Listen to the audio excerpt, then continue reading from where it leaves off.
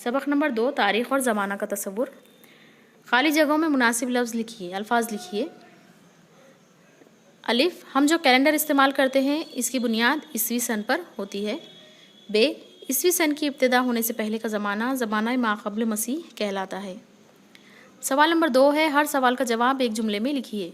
अलिफ होगा उसका, ज़माना शुमारी के लिए कौन से साइंसी तरीक़े इस्तेमाल किए जाते हैं?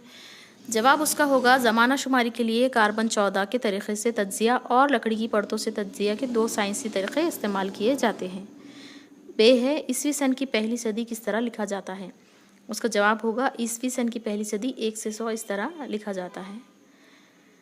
सवाल नंबर 3 है, मुंदरज झेल सवालों के मुख्तसर जवाब लिखिए। अलिफ, ज़माने की यकख़ती तक़सीम किसे कहते हैं? उसका जवाब है, ज़माने की यकख़ती तक़सीम उसे कहा जाता है जिसमें आने वाले वर्षों को एक के बाद एक नंबरवार तरतीब दिया जाता है। बे है, ज़माना शुमारी की इकाइयाँ कौन सी है? उसका जवाब होगा, सेकंड, मिनट, घंटा, दिन, हफ्ता, 15 रोज़ा, महीना, साल, सदी और हज़ारा ये ज़माना शुमारी की इकाइयाँ हैं। इसके बाद जो जदवल दिया हुआ है, आपको वो जदवल में खाली जगह में अल्फाज लिखना है। देखिए जदवल जो है, झेल की जदवल को मुकम्मल कीजिए। तारीख़ की तक़सीम व लिहाज ज़माना, यानी ज़माने के लिहाज से तारीख़ को किस तरह से तक़सीम किया गया है, आपको निचला हिस्सा दिया हुआ है, आपको ऊपर की खाली जगह में बॉक्स में लिखना है।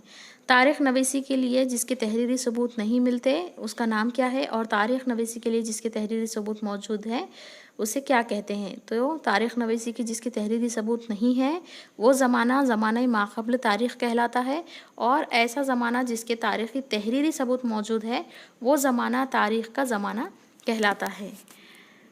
तमाम असबाक़ की वीडियोज़ और सवाल जवाब की रहनुमाई हासिल करने के लिए हमारे चैनल 4G स्कूल को सब्सक्राइब कीजिए। इस वीडियो को लाइक कीजिए, अपने सहेलियों दोस्तों के साथ इसे शेयर कीजिए और अपनी तालीम जारी रखिए।